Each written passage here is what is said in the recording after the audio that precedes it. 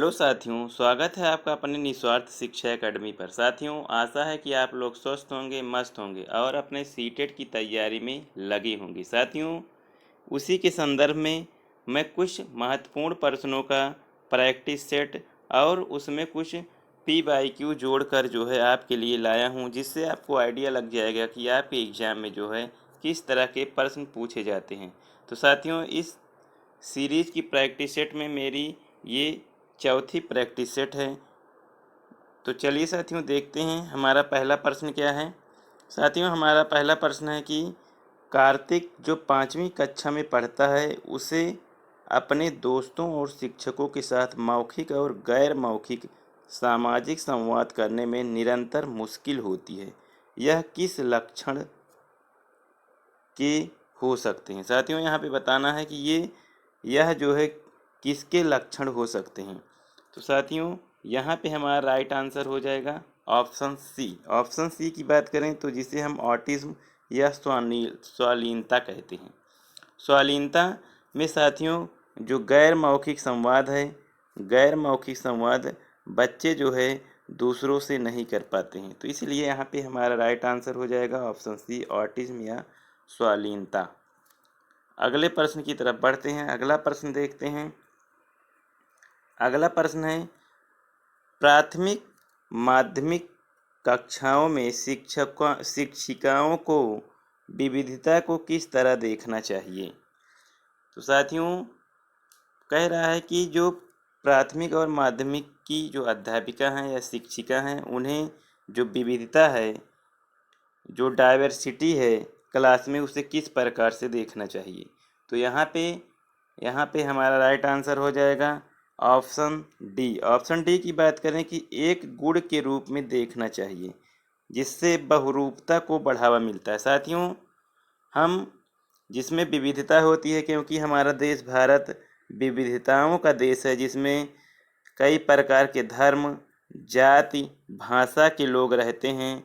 तो जब वो विद्यालय में जो है दाखिला करवाते हैं, तो उनमें भेदभाव नहीं करना है, उसमें बहुरूपता देखनी है और सबको समावेशित करके उनको जो है साथ लेकर एक अध्यापिका का कर्तव्य बनता है। इसलिए हमारा राइट आंसर हो जाएगा ऑप्शन डी। अगले प्रश्न की बात करें तो हमारा अगला प्रश्न है कथन और साथियों कथन और तर्क से संबंधित है। तो कह रहा है कि समावेशी शिक्षण ऐसे शैक्षिक तंत्र को संबोधित करता है जिसमें बच्चों की शारीरिक, मानसिक, सामाजिक, संवेगात्मक, भाषाई व अन्य विशिष्टताओं को न देखते हुए सभी बच्चों का समायोजन किया जाता है। साथियों, यहाँ पे हम कथन की बात करें तो जो कथन है यहाँ पे बिल्कुल सही है, क्योंकि हम समावेशी जब इंक्लूज करते हैं बच्चों को, स्कूल में इंक्लूसिव करते हैं, तो हम इस प्रकार के उनके धर्म, जाति, लिंग, संवेग के रूप में नहीं देखते हैं, सबको समावेशित करते हैं। तो हमारा कथन राइट हो जाएगा। फिर तर्क की बात करते हैं तो तर्क कह रहा है कि समावेशन एक व्यापक दर्शन है जो केवल दिव्यांग बच्चों तक सीमित नहीं है।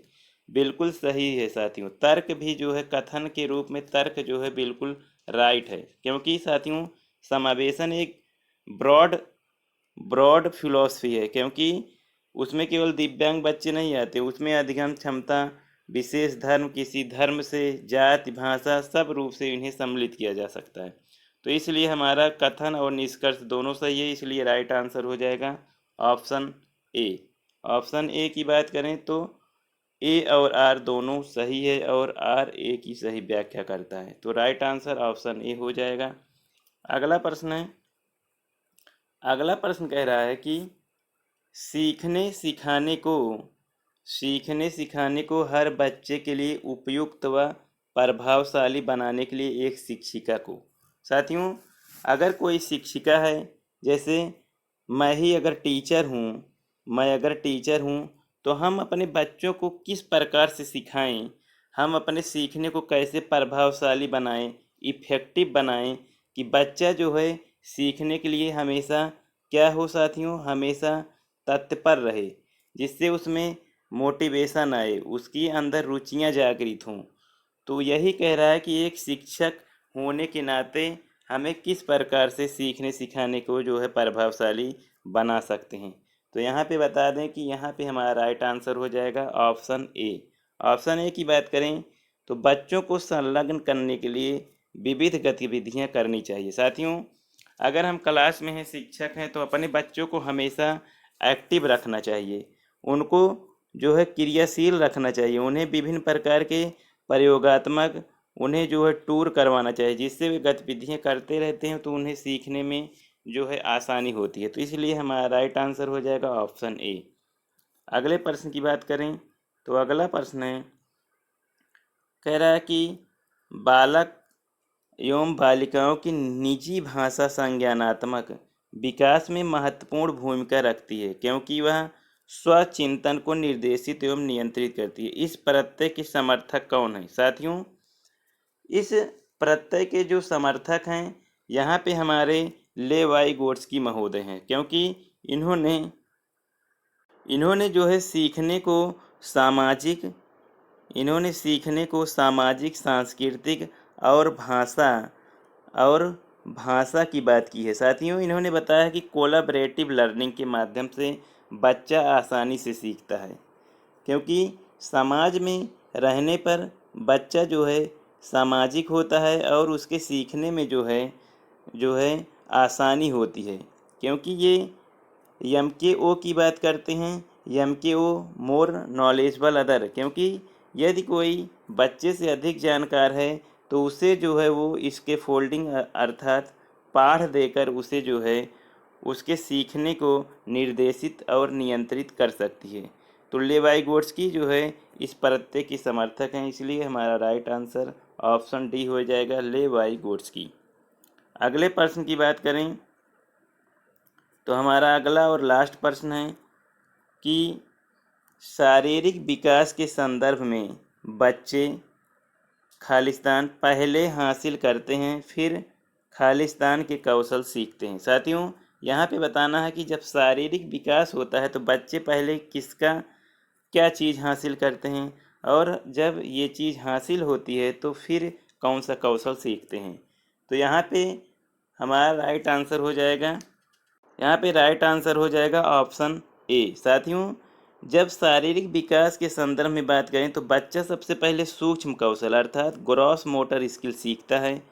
उसके बाद की बात करें तो उसके बाद बच्चा जो है सूक्ष्म मांसपेशियों के इस्तेमाल को सीखता है अर्थात फाइन मोटर स्किल। साथियों, ग्रॉस मोटर स्किल की बात करें तो पहले बच्चा अपने हाथ का इस्तेमाल सीखता है, उसके बाद अपने छोटी छोटी उंगलियों का जो है इस्तेमाल करता है। तो प्रश्न में यही बोल रहा है कि किस प्रकार वो उनका जो है डेवलपमेंट आगे बढ़ता है। तो इसलिए यहाँ पे राइट आंसर ऑप्शन ए हो जाएगा। कौशल स्थूल गतिक कौशल अर्थात पहले हाथों का प्रयोग करेगा, उसके बाद अपनी छोटी छोटी उंगलियों का मांसपेशियों का प्रयोग करेगा, इसलिए राइट आंसर ऑप्शन ए हो जाएगा। साथियों, ये रहे कुछ महत्वपूर्ण प्रश्नों की श्रृंखला। इससे आपको आइडिया लग गया होगा कि सीटेट में जो है किस तरह के प्रश्न पूछे जाते हैं। साथियों, इसी तरह के मैं प्रैक्टिस सेट आगे भी करवाता रहूँगा।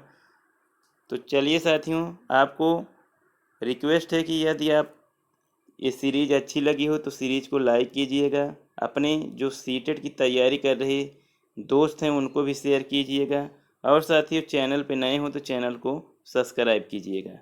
तो इसी के साथ अलविदा लेता हूँ साथियों। Thank you. जय हिंद।